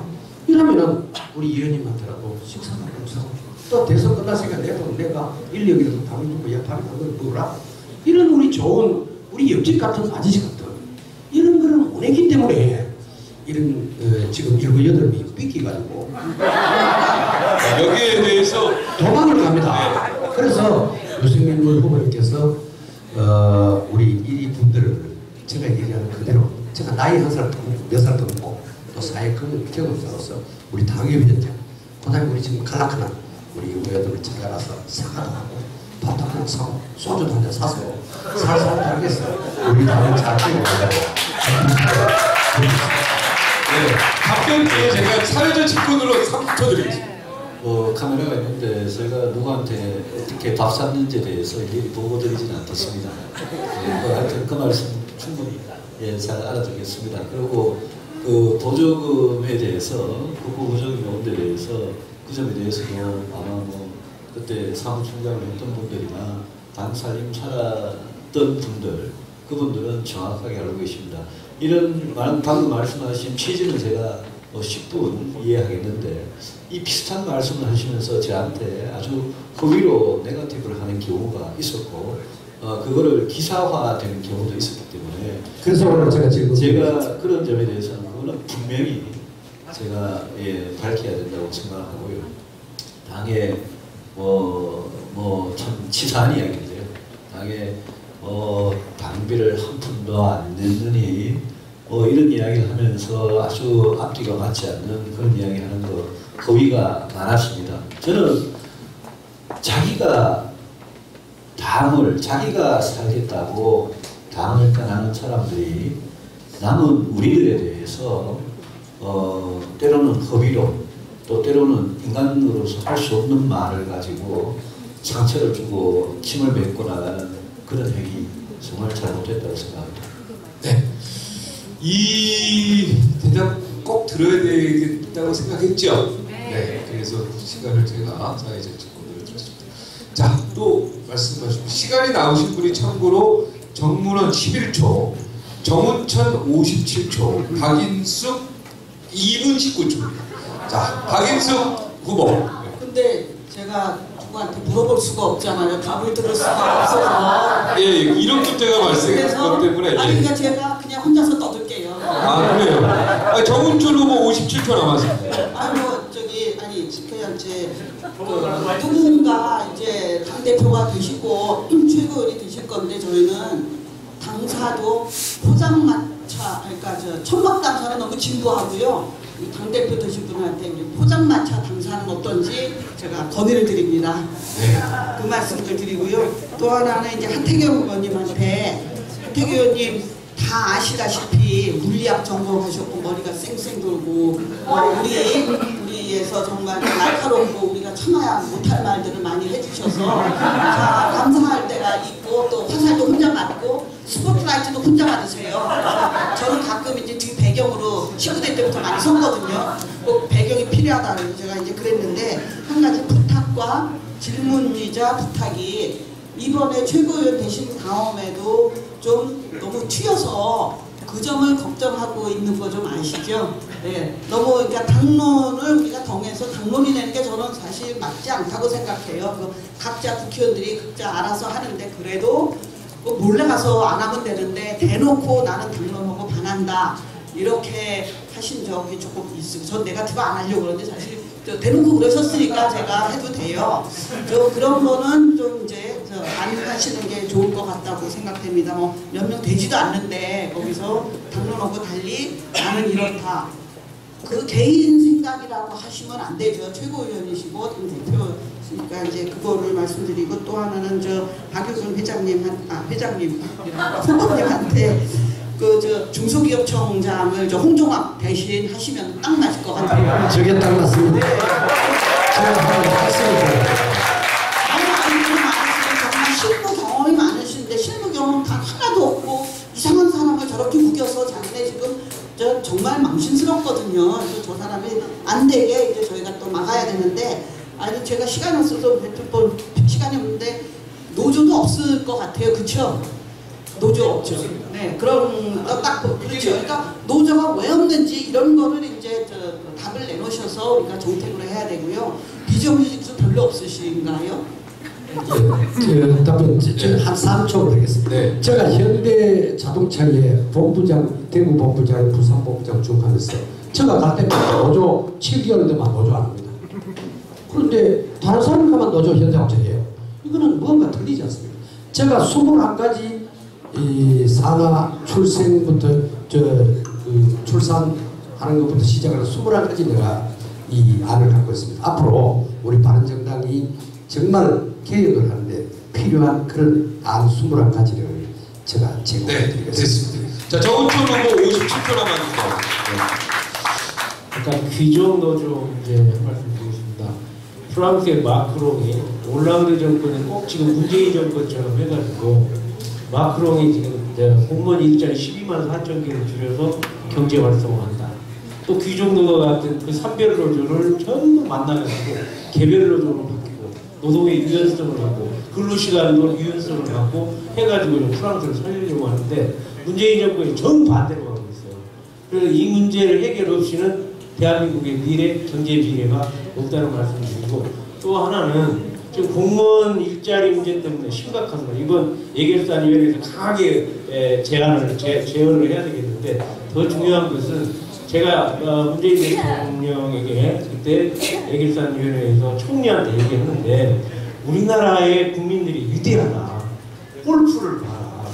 그러면 전 세계 수출을 위해서 대기업이 120개 나라에 지금 가 있고 또 대사관이 160개에 가 있고 네. 지금 코트라가 조금만 더 할게요.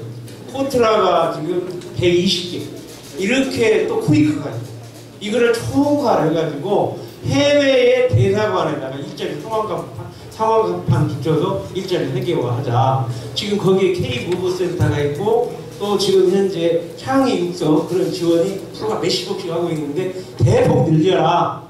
그래서 지금 현재 1년에 5,000명씩이 해외에 일자리가 만들어지는데 연봉이 3,200만 원 정도 됩니다. 우리 2,600만 원이 좀 더 높아요. 그래 전 세계로 한번 나가보자. 너무 힘든 청년 일자리 공시생 만들어서 어떻게 하겠느냐 이렇게 주장하고 있는데 동의하시면 박수 한번 주시죠. 네.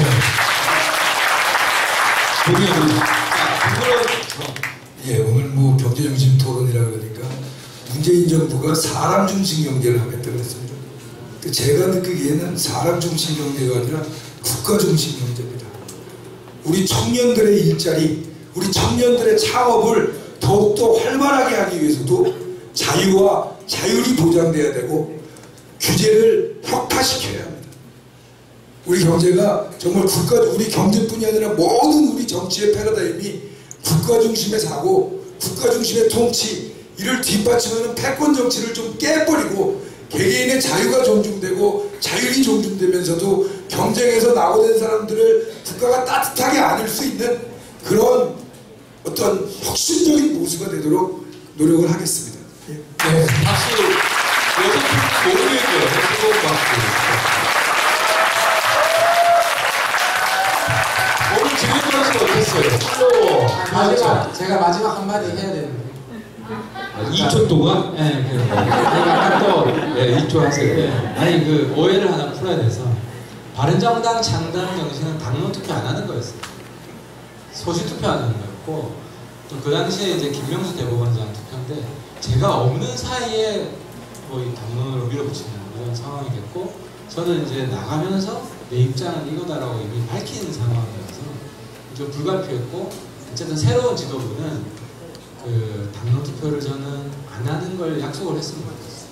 네, 알겠습니다. 박수 한번. 이게 신선하고 우리 국민들이 뭔가 바라는 바들을 콕콕 찍어서 각 전문가예요. 다 통일, 경제, 뭐 중소기업 일자리 뭐 다 하여튼 이런 전공이 물리였는데 저희 우리로 네 여기 뭐 다 아주 뭐 중요한 곳곳에 전부 뭐 당대표가 됐으면 좋겠다는 생각입니다. 이제 마지막 순서입니다. 네, 1분씩 네, 시간을 드리겠습니다. 마지막 내가 요 얘기 꼭 하고 싶었는데 못했다. 네, 이런 내용 네, 나오셔서 네, 얘기를 해주시면 되겠습니다. 자, 하태경 의원부터 시작하겠습니다. 하태경 후보 1분 시작. 저희들은 이제 고난의 행군을 갑니다. 그만큼 각오도 더 높여야 되고 또 우리가 이번 위기를 계기로 새롭게 단결해서 그걸 기회로 만들어야 됩니다. 그러기 위해서는 세 가지가 필요합니다. 하나는 전략적으로 한국당과 차별화해야 됩니다. 물론 100% 다 달라야 된다는 건 아니고 달라야 될 지점들이 있습니다. 그걸 부각을 시켜야 됩니다. 두 번째, 10만원 당원 4만명 확보 운동을 해야 됩니다. 그리고 세 번째, 우리가 소수정당이라는 걸 명심하고 저는 정의당 사람 불러서 특검을 좀 풀었으면 좋겠어요. 거기 6명인가요? 이제 우리가 2배는 많을 것 같아요. 그리고 관심 지수를 높이면서도 정확하게 이슈화시키는 이런 정말 기존의 보수 체질을 완전히 극복한 새로운 보수, 거기서도 그 새로운 점 묻어나야 된다고 생각합니다. 마치겠습니다. 제가 좀 마음이 약하고 좀 인심 후해서 시간 많이 줬거든요. 네, 요거는 이제 가실 시간 됐으니까 맞춰줬으면 좋겠습니다. 다음 네, 우리 박유근 후보 정리 발표입니다. 장시간 대단히 수고했습니다. 존경하는 우리 국민 여러분 그리고 사랑하는 우리 당원 여러분, 저는 우리 사회의 중소기업 출신이고 또 30년간 대기업 중견 출신으로서 이 닦고 또 겪는 모든 실무 경험을 가지고 누구가 이 바른정당의 대표가 되든 최고위원이 되든 이제 어차피 이 전선에 뛰어들었으니까 제가 21가지 개혁을 해야 된다. 또 이런 대안 정책을 내놔야 된다는 걸 제가 가지고 있습니다. 이거를 우리 바른정당의 이 대안으로 정책이라도 내놔서 우리 바른정당이 정말 개혁정당이고 정말 진보보다도 더 진보적 또 최고 가능한 정당이 되도록 제가 최선을 다하겠습니다. 하여튼 우리 바른정당이 우리 수권정당이 될 때까지 제가 미련이 되는 최선을 다하는 그런 우리 대한민국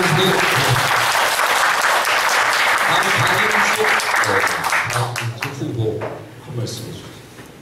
이번에 제대로 시작하겠습니다. 네, 존경하는 국민 여러분 그리고 사랑하는 당원 동지 여러분 정말 끝까지 참석해 주셔서 고맙고요. 제가 한 가지만 지적을 하긴데 얼마 전에 신문 기사가 이런 게 났어요. 저 자유한국당 세 가지가 없다. 뭐가 없냐? 반성이 없다. 개혁 정신이 없다. 인적 청산이 없다. 그런데 우리 지지도 낮았잖아요, 여태까지. 예? 생각 왜 이렇게 우리 한 사람 한 사람 보면 이렇게 훌륭한 대선 후보 적이 없죠. 우리 대선 후보 있잖아요. 근데 왜 그럴까? 그 지금 세 가지 말씀드린 게 저희도 조금 해당이 되는 것 같아요. 그래서 이제 새 지도부가 드디어 출범을 하면 정말 그 튼튼한 바른정당이 돼서 인적 청산, 아니죠, 우리는 인적 청산이죠. 개혁하고 책임지고 반성하는 그런 정당이 돼서 지금 브레이크 없는 폭주하는 저 기관차 같은 더불어민주당 문재인 정부 우리가 확실히 막아내야 되겠습니다. 제가 바른정당과 보수의 주치의가 돼서 확실히 책임지고 추진하고 우리 바른정당이 그 중심이 돼야 되겠습니다. 꼭 부탁합니다. 6번입니다.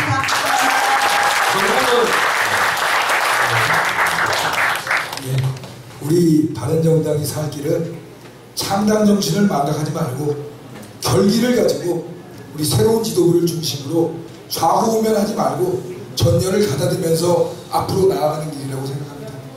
제가 이거 잘할 테니 좌표 날리는 얘기 하지 않고 감히 국민 여러분께 부탁 말씀을 드리겠습니다. 우리 바른정당이 살아야 국민 여러분들이 원하는 보수가 이 땅에 탄생할 수 있습니다. 우리가 죽으면 대한민국이 망합니다. 제발 우리 바른정당에 대해서 우리 존경하는 국민 여러분들 많은 관심 가져주시고 지도 편달과 더불어 성원을 부탁드리겠습니다. 고맙습니다.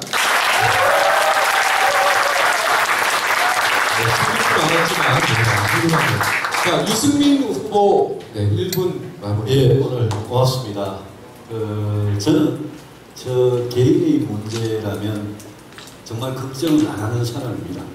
그런데 요즘 솔직히 정말 잠을 못 잘 정도로 제가 제일 괴로워하는 부분이 우리나라 정치, 우리나라 보수가 정말 바로 똑바로 갈 기회가 있는데 우리가 지금 잘못하면 이 기회가 사라지고 또 5년, 10년, 20년 우리 정치가 후퇴하지 않겠냐 이 걱정이 있습니다.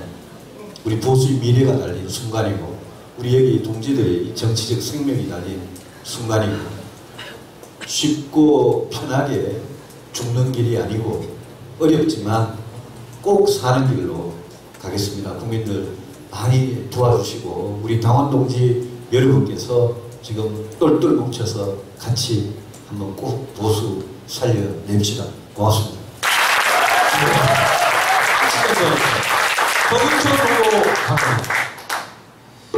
네, 보수의 가장 큰 덕목은 책임입니다. 지금 한국당이 저렇게 망가지고 보수가 망가진 것은 책임지는 사람이 없습니다. 한 8년 전에 한미 FTA 쇠고기 협상 때 어땠습니까? 그 난리가 났습니다. 미국에 종속된다느니 한국도 망가진다느니 축산농가 다 죽는다느니 저는 그때 미국의 안전을 팔아먹은 매국노로 몰려서 책임지고 물러났습니다. 그동안에 저는 현장에 내려가서 정말 이념을 뛰어넘고 지역을 뛰어넘어서 32년 만에 전주에서 보수로 당선됐습니다. 이제 그 에너지로 정말 이념, 지역을 뛰어넘어서 정말 국민이 원하는 그런 실사구시 정당을 꼭 만들어 내겠습니다. 감사합니다. 정말 뜨거운 토론 시간이었습니다. 네, 6분. 네, 굉장히 위험합니다. 조심하세요. 제가 먼저 보여드릴 겁니다. 네. 나오시기 바랍니다. 무대 중앙으로 나오셔서 전부 우리 TV를 지금 보고 있는 또 우리 시청자 여러분 그리고 여기 계신 분들께 다 같이 감사 인사드리겠습니다. 인사. 너무 고생하셨죠? 너무 힘들었죠? 내용 너무 좋았죠? 뜨거운